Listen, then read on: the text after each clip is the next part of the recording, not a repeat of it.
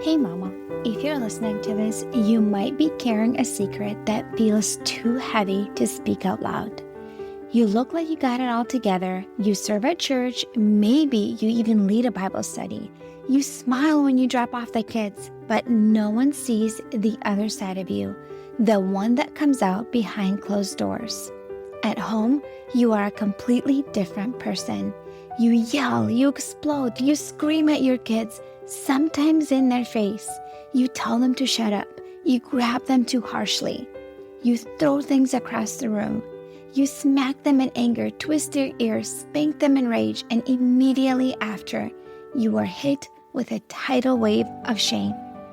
You cry alone in your room and you whisper, "God, what is wrong with me?" You feel scared and disgusted by your own reactions. You're terrified that someone might find out. You wonder if your kids would be better off without you. You feel unworthy, broken, and too far gone to be redeemed. You try to fix this on your own. You listen to podcasts, parenting books, download freebies, but nothing changes. You keep falling back into the same patterns, and it feels like you are stuck in a cycle that you can't break. You don't trust yourself anymore, and if you're honest, you are afraid of who you become. But here's the truth, Mama. You are not beyond hope. You're not alone, and with God's help and the right support, you can change. I'm Elizabeth, a mom of 4 and an anger management coach for Christian moms. And inside my Calm Christian Mom coaching program, I guide women just like you through a powerful transformation. This isn't shallow behavior management. We go deep. We address your triggers, your stress, your mindset, your nervous system, and the spiritual root behind your patterns. We invite God into every layer and walk hand in hand towards healing. In just 12 weeks, you can become a completely different mom, unrecognizable. One who leads with patience, not panic. One whose children feel emotionally safe around her. One who cultivates peace. This summer, I'm offering a Calm Mama strategy session, a powerful 15-minute one-on-one coaching session designed to help you uncover the root of your anger and receive spiritual, emotional, and practical support. It's your chance to experience what coaching is like with me before diving deeper into ongoing support. If we both feel like the full program is the next right step, we can talk about what that looks like for you. You don't have to keep living like this. Your family is worth healing, and so are you. Use the link in the show notes to book the Calm Mama strategy session.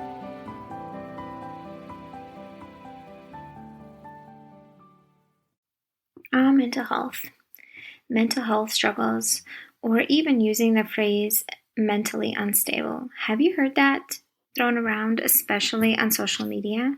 What are your thoughts about it? Do you think it's normal? Do you think people are normalizing mental health struggles?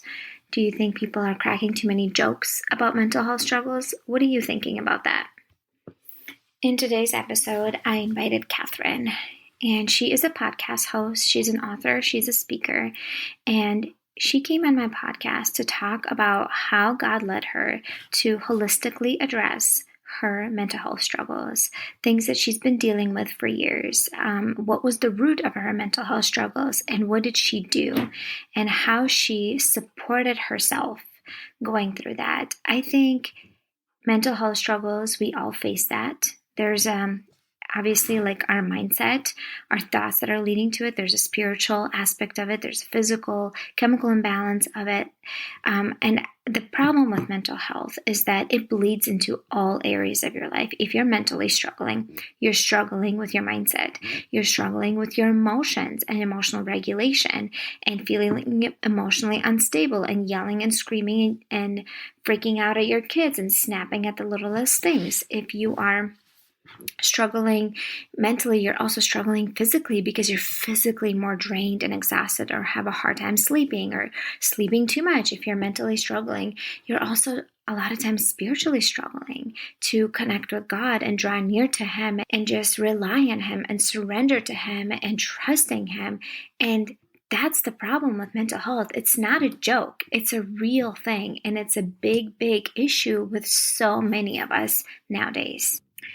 If you're struggling with mental health, my friend, please reach out for help. There's so many great counselors available. When I was going through a hard season, I called Focus on the Family and they referred me to a local counselor. And that was really helpful for me. They listened to the struggle I'm dealing with and they referred me to somebody in their network that they thought was a good fit for me. And she was. And so I think if you are struggling with this, don't neglect it. Like, you matter, my friend. You matter. As a mom, you have the most influence on your children. You are literally their most important person in their life. They like you.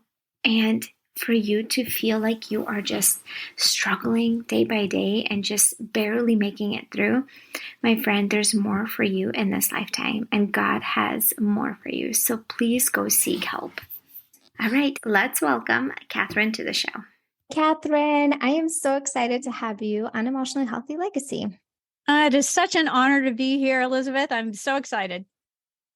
Yes, I invited you today to share with my listeners about your mental health struggles as a mom and as a wife. That is something that you have dealt with for years. And as a Christian and a believer, you really struggled with that. And I wanted you to share about yourself just a little bit, how many kids you have, where you're from, and you were an actress. Yes, I was. Yes. And when I read that, I'm like, oh my gosh, that's so cool. So share about like a couple of minutes, a little bit about your life and like your family life. And then we'll jump into your story about the mental health.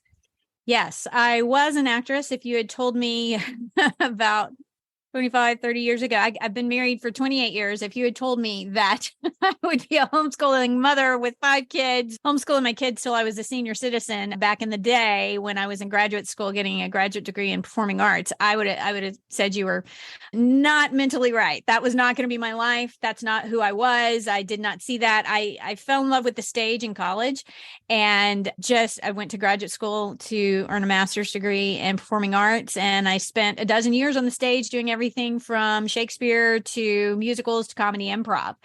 And that was my life. And I absolutely loved it. So motherhood was not on the radar. It was not on, that's not the course I would have charted, but I did start kind of sensing in I don't know, I guess the world would say it was a biological clock ticking in my 30s. I think it was the Holy Spirit, though.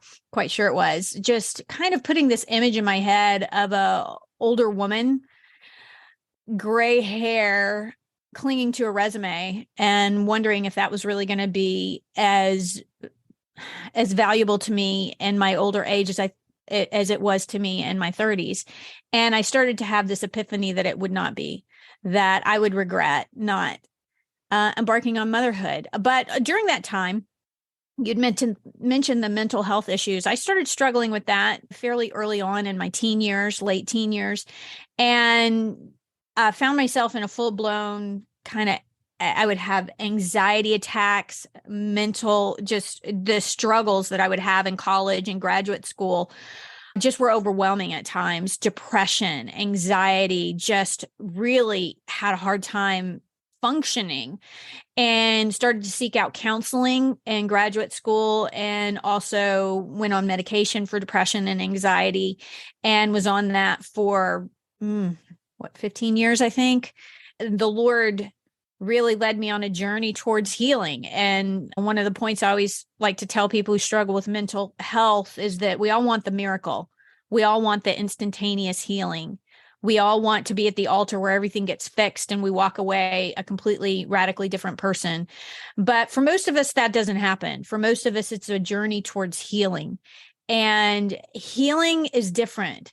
God uses a healing to get rid of all of the toxic waste in our spirits. In the baggage that we carry. He uses it to bring about his plans and his purposes for our lives that can't be accomplished otherwise. Healing is much deeper and longer than what we would prefer, what I would have preferred, but it has a more lasting effect. And I can honestly say, which I'm happy to share with your listeners, I have experienced a lot of healing and victory in the area of mental health over the years by submitting that journey to God and allowing him to dig up the things that were holding me back, and the deep roots that of relational issues that he just had to bring healing to in order for me to walk in freedom. Thank you for sharing that, because I think like nowadays, especially with social media and stuff, so many people say, "Oh, I struggle with mental health," and they just kind of like brush it off.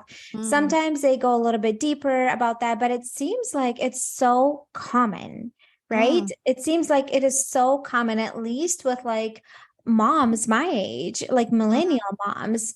They talk about, "Oh, I struggle with mental health," but very few are willing to do anything about it. I think it actually starts when you're in your 30s, probably closer to mid 30s. People are starting to recognize, okay, like where is this coming from? Because you were talking about like part of it was like unhealed things that had to be brought up, right? Like, Yes. so would you mind going a little bit deeper about that? What are some Absolutely. things that God needed to heal in your life? I'm sure part of it was also counseling. You said that you had to That was very work through some of the hurtful events maybe in your life that were bringing up beliefs that you had about yourself that were contributing to negative thoughts in your life.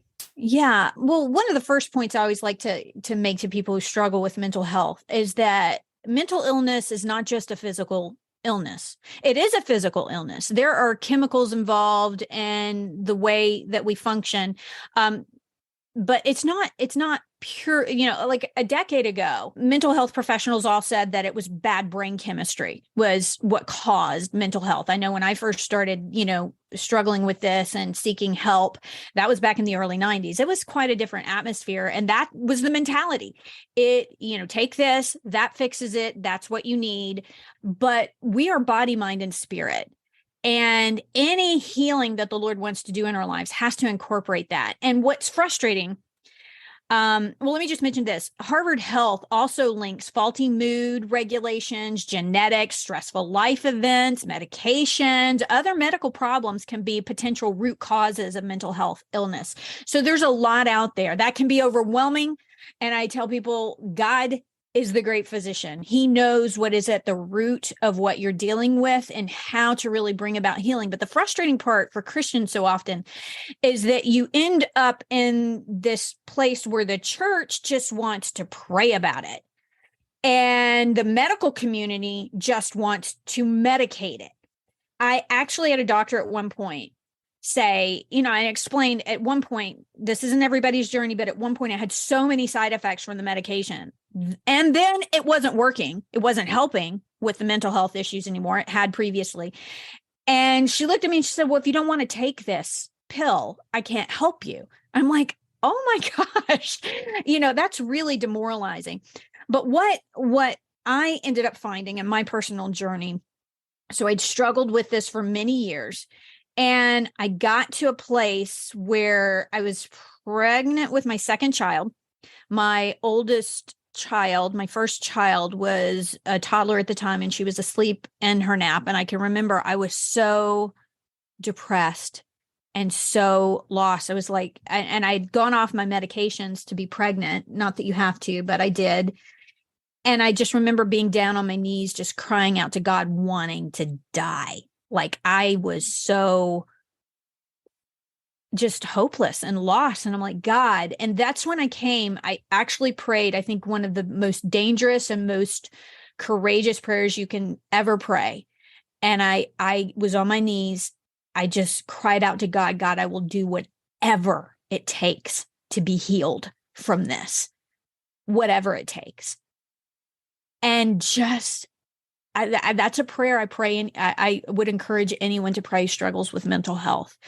He is the great physician. He knows what is at the root of your particular journey, whether it's more medical.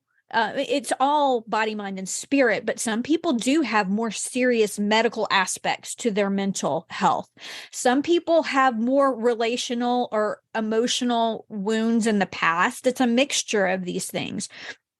But after I prayed that prayer, and this was, I want to say I was 35 at this point, 35, 36. Yeah, I must have been 36. So, I've been struggling with this since I was at least 18. So, I'm 18 years into this journey and I finally prayed that prayer. I mean, that's a long time to struggle with mental health and the yo-yo of the medications working, then not working, and then all the side effects. And I just, when I cried out to God that day, I can still picture myself at the house we lived in on my knees. I just felt this peace wash over me. And I felt like the Lord just said, it's going to be okay. I've got this. But what I would also encourage people to recognize is that you've got to take God's prescription for your mental health. And that doesn't mean you won't have a prescription from a doctor or from a counselor as well, but he knows what's at the root of your particular journey. For me, there was a particular relationship in my life that there was a wound that had lasted since my teen years. And I had just avoided it and avoided it and avoided it. And the Lord would come every few months, at least a few times a year, and put his finger on it and say, we need to deal with this. And I'd be like, nope, not going there. Hurts too bad. Not going to do it. And I'll just share. It was, my dad was a nuclear engineer and I was an artist. We didn't connect very well. He was a good dad. He's a Christian, a godly man, righteous man, but we did not connect well. And I cried out to him at one point in my teen years. I think it was about 17, 18. Really, at one point it felt like the only time he ever talked to me was when I was in trouble or when he was correcting me. And I'm like, we don't have a relationship, and I felt rejected. And, it's crazy because I know people who have been actually physically or verbally abused by their parents, God forbid, sexually abused by a parent. That wasn't my story. My dad was a Christian. He was a godly man, but we just didn't have a connection. And I felt utterly and completely rejected by him. At one point, I cried out for him to have a relationship with me. And he missed it. He missed it pretty royally that day. And I can remember I went in a closet and I got down on my knees and I cried and I said, I will never. I made a vow. Vows are really, really dangerous things if they're bad vows. I made a vow that I would never ask for that from him again or from a man again. And part of my journey, not long after that, I met my husband and fell in love. And that just rocked my world because I made these vows not to be dependent upon somebody or not to bring someone that close to me. And he kind of disrupted all of that. And the Lord brought some healing through that. But this relationship with my dad was still very broken. And so ever so often the Lord would put his finger on it. And I would say, no, I had no idea that was at the root, but the great physician did. And so when I prayed that prayer, I will do whatever it takes to be healed. Within moments, I felt the peace of the Lord wash over me. And then he put his finger on that issue and he said, okay. And he had asked me dozens of times before to deal with this. And I had said no. But that moment, I just said I'd do whatever it would take. And he asked me again. And I said, okay, God, okay. I will have the conversation with my dad, but I don't want to make the phone call and I don't want to introduce the topic, of my childhood and that rejection I had felt. And he said, okay, that's no problem for me. I'm God. I can do this. And it was funny, because I was still in relationship with my dad. I just wasn't, there was this distance and coldness, and I had no idea that was really at the root of a lot of my mental health issues. And within, I think a week, he had come over to fix something. My daughter was upstairs sleeping, and he's sitting in the den drinking something, had some water or something. We were just sitting there, and he starts talking about my childhood, our childhood, and that hot, gooey presence of the Lord fell. And he said, you asked for this. You told me to make it happen and to introduce the subject and to bring them to you. Here it is. And I began to share with him the wounds that I had felt in our relationship and how I had been hurt and rejected or felt rejected. And it was really beautiful. All I can say, it was like the fresh dew on a spring morning. It was so easy. And he listened and he asked my forgiveness and we hugged each other and he's one of my best friends now. Now, do I still have challenging brain chemistry? I do. But for me, that was the cesspool deep inside of me that the Lord had to clean out, that my bad brain chemistry was feeding on. I say bad, I have challenging brain chemistry. I want to say it's bad because one thing I've talked about on my show, I did the episode on mental health that you mentioned recently with Peyton Garland. She's an editor I have at the Salem Web Network. I write for I Believe in Crosswalk, and I podcast for them with my show, Christian Parent Crazy World, on Life Audio. But Peyton and I were talking about this, that it's challenging brain chemistry, but that same brain chemistry is what enables so many artists to be so creative and so many deep thinkers to really write and wrestle with issues. You know, when you think of Hemingway, when you think of Vincent van Gogh, when you think of Robin Williams, these brilliant individuals, and I'm not putting myself anywhere near those categories, but people who are very artistic and creative often struggle with mental health. So I call it challenging brain chemistry because the very thing, it's a double-edged sword. The very thing that enables you to excel in these creative areas is the very thing that can torment you in other ways. So I had this cesspool that the Lord, once he cleaned it out, I found that I was able actually to manage my mental health without medications anymore. Praise God. Doctors told me I would be on medication the rest of my life, that there was no healing for this. There was no remedy. There was no miracle. That's not true. And I'm not saying what God's plan is for anybody else, whether that involves medication or not, or whether that involves counseling or not, or whether that it involves some sort of an inner healing like mine. But that was the journey the Lord had me on. He knew what was feeding the challenging brain chemistry, and he has enabled me to walk free from that since I prayed that prayer and was obedient to follow his prescription. That's beautiful. I love that you said that it's mind, body, and spirit, that it's not just one. And I grew up in a conservative Christian upbringing, Slavic Baptist background. And I was always taught as I was growing up that depression is a spiritual problem. Yep. It means you are not a good enough Christian. You don't trust God enough. You don't pray enough. You don't read the Bible enough. And it is all a spiritual problem. And then as I became an adult and I started to learn more about mental health and mindset and all the things, I started to recognize that it's not just that. Oftentimes it's our unhealthy habits too that contribute to poor mental health, like being on our phones too much and being on social media too much, right?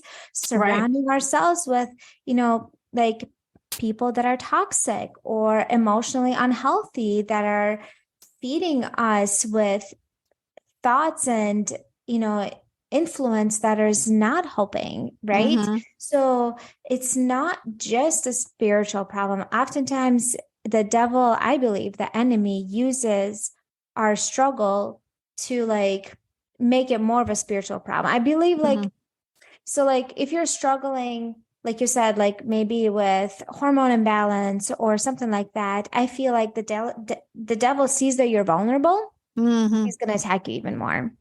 He's going to see that you're having a hard time and he's going to try to feed that. I've been through depression for a short period of my life. It was only a few months, but it was a circumstantial thing. I was going through a really hard thing in my life. And it was like a grieving cycle, how you grieve and then you hit the depression. And I knew that I needed support. For me, I knew that for my story, what I was going through, I needed support. I was already seeing a Christian counselor. I think she was a Christian psychologist. And instead of seeing her once a week, I started seeing her twice a week. I allowed people to come into my life and support me and help me out and watch my kids.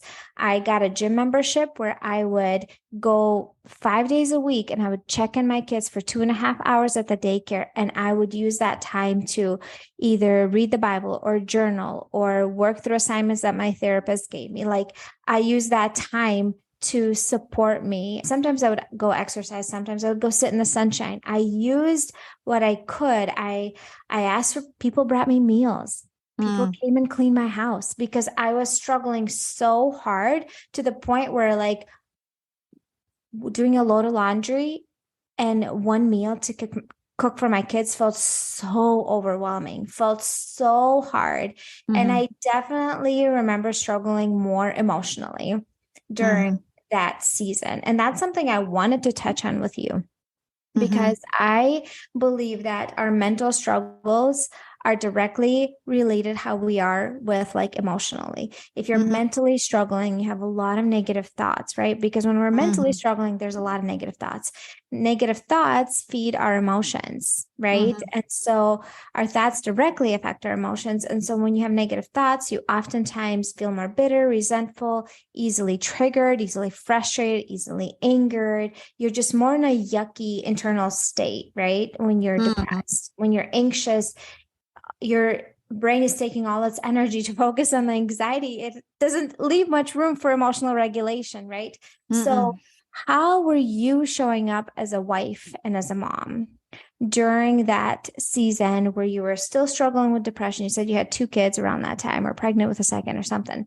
How was it showing up towards your spouse, towards the loved ones in your life? Like emotionally, how were you showing up for them? It's hard because depression and anxiety, it's it's a very narcissistic struggle. It's a very self-absorbing struggle.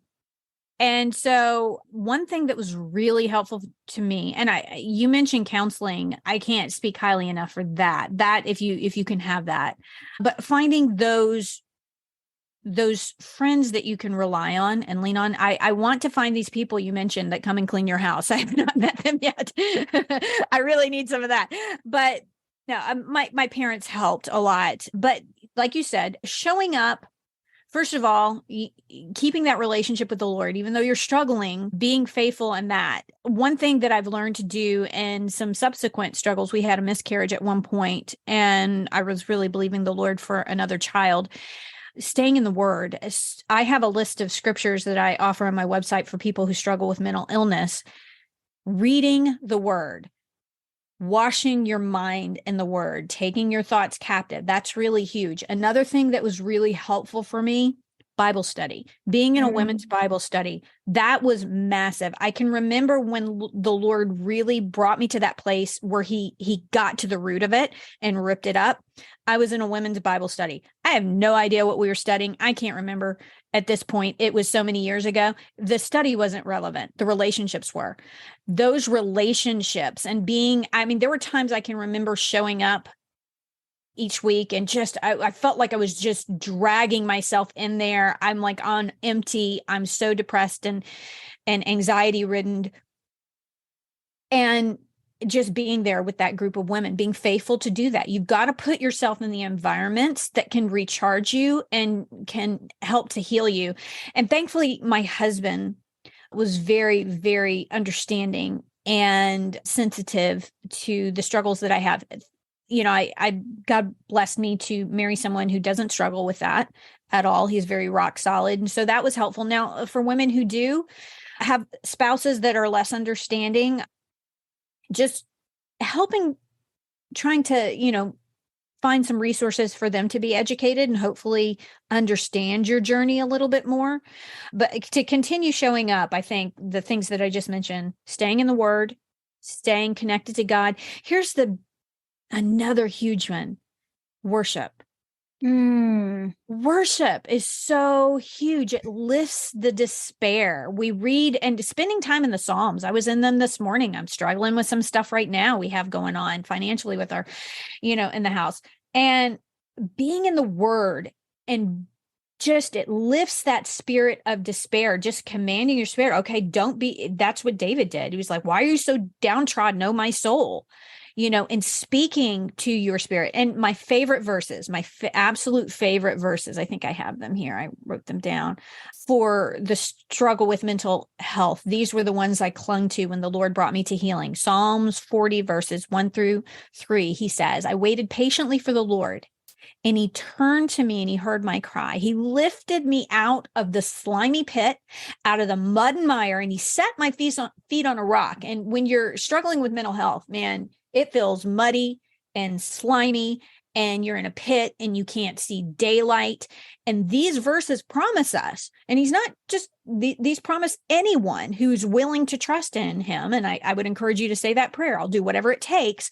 Then trust him. He's going to lift you out of the slimy pit, out of the mud and mire. He will set your feet on a rock and give you a firm place to stand. And I love this. He says, he put a new song in my mouth, a hymn of praise to our God. Many will see and fear and put their trust in the Lord because of your testimony.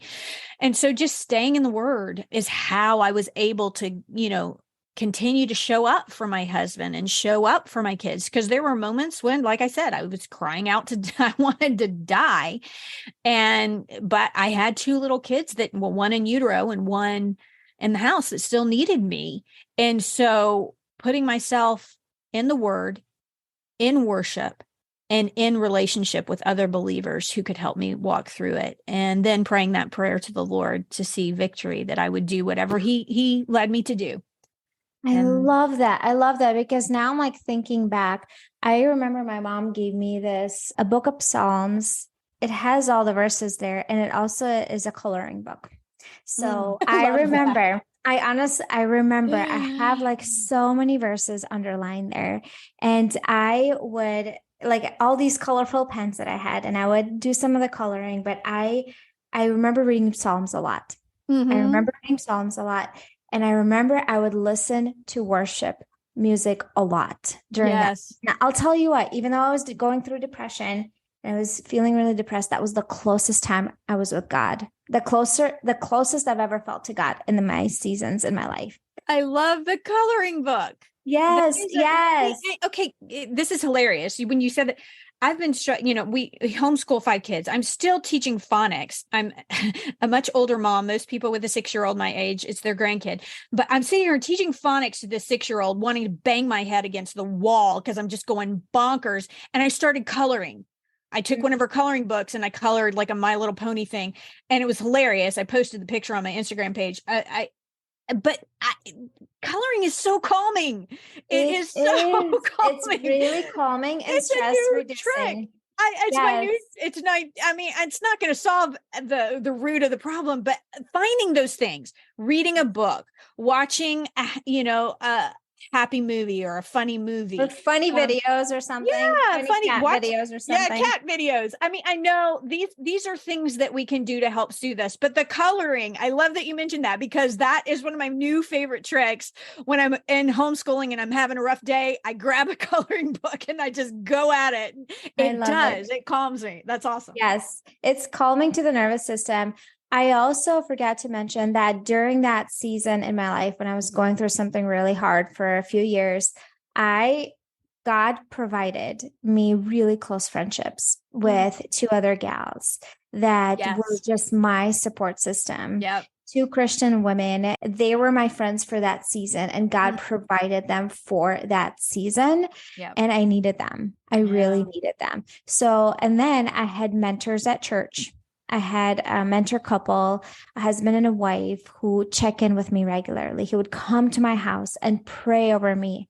And so that was beautiful. Like another thing that was super helpful for me in that hard season. And then I was fortunate and blessed to have a supportive family who, like my sister, would come and watch my kids and stuff like that. But I knew the importance for me. Relationships are so valuable. And I knew the importance of surrounding myself with people. It was God, my relationship with God. It was my counselor and psychologist, a Christian lady who like prayed with me before every session, at the end of every session. She was amazing. God really used her in my life.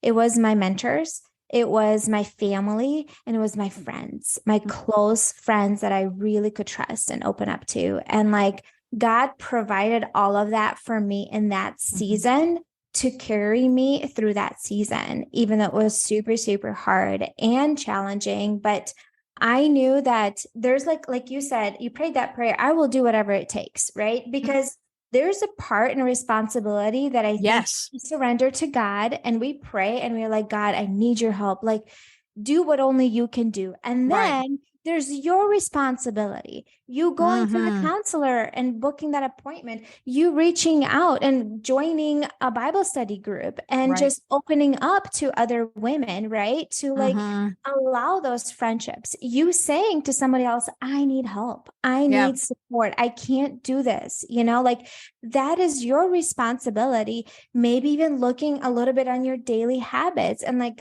how can I support myself? Like, am I not reading the scriptures or the Bible at all? Is it possible for me to go to bed a little bit earlier and get up a little bit earlier before my kids and spend that time in the Word? Like those things are your responsibility. You can ask God to come in and support you there and provide the right counselor, the right friends or whatever, but you can't just sit on the couch and do absolutely nothing and just wait for it to drop from heaven. It's not, that's not how it works. And so I really like that you said it's like mind, body, and spirit. Like it's probably maybe a little bit for some people it's diet, right? And some, exercise totally. Moving your body, right? For some people it's surrounding the endorphins from exercise. That's huge. That really, really does help. That's one thing a doctor recommended to me that was very helpful, even though they were pretty much almost entirely doing medical remedies, but the diet and the exercise, don't discount that and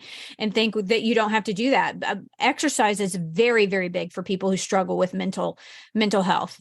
Yes. So. Yeah. And like for me, big thing was also like healthy habits, going to sleep at around the same time, getting up around the same time. Like, journaling was super, super helpful. That's a healthy habit that anybody can do that costs absolutely nothing, right? Yes, very stress relieving. Yeah, maybe going outside just on a walk in the sunshine, like those things, if possible, in the season that you live in. But those things are so helpful that, like, it's not just a spiritual thing. Sometimes partially it is. I don't discount that, but I think it's so important, like you said, like combined all three and doing something daily that's going to support your spiritual health, like connecting with God, praying, listening to worship, I love going on a walk and just praying and not listening to anything or just I do praying, that. right? And like something physical, right? Are you eating nutritious foods? How can I support my physical health? Am I moving my body? And then like the mental, what healthy habits can I, maybe do I need to get off social media for a month or unfollow accounts that are making me feel less than and make me feel like I'm a terrible mom, a terrible wife or whatever, that are not encouraging. They make me feel like I don't measure up, I'm not good enough or whatever it might be. And maybe it's other simple things that you need to let go of. So I think it's so wise to look at it from that perspective. So I just want to say thank you so much for sharing your story and also pointing it also back to God, that it's not just our own willpower. It's not just our own stuff. It's also a spiritual thing. God is also part of it. It's not just our own self-help, right? There's like two extremes, right? So it's not there just are.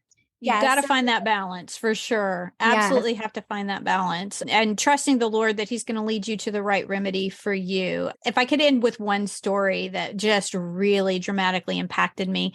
For a long time, I saw myself as a depressed person and I kind of wore that label that I was anxiety ridden and I was depressed and that, doctors had told me that. They'd given me that label. And I met this minister once who had a son who was profoundly autistic. He could not speak a word. Like not a single word. And he said, I never say my son is autistic. I say my son battles autism and battles can be won. And when he said that, that became my fight song. It became my battle cry. I'm not depressed. I'm not anxiety ridden. I battle depression. I may battle anxiety. You may battle OCD or whatever it is, whatever label they want to put on you, but battles can be won. So I'd encourage anyone who's listening who battles something, don't wear the label, but recognize that God can enable you to overcome that, whatever it is you're struggling with, because battles can be won. I love that. I love that battles can be won and overcome with God. Yes. Thank you so much for being here. Where can our listeners connect with you? Well, my website is CatherineSegars.com. My podcast is A Christian Parent Crazy World. We tackle tough topics to help parents be a godly influence in their kids' lives. Yes, you have a lot of great topics there, especially for, I feel like kids that are under the teen years and things that they that's what we're dealing with. Thank you so much for being here. Thanks for having me. It's been an honor. Friend, thank you for sticking around and listening to the very end. Thank you so much. I am so honored that you are here. And if you have found this podcast episode helpful, could you please text it to 3 friends right now? Right now, just text it to 3 friends and say, hey, I heard this podcast and I think you might find it really helpful. And that's how other people find out about new podcasts. Thank you so much for being here. I am so honored that you come back week after week, and I hope you found some value in this podcast. And go check out Catherine's website and her podcast. I'll have that linked in the show notes.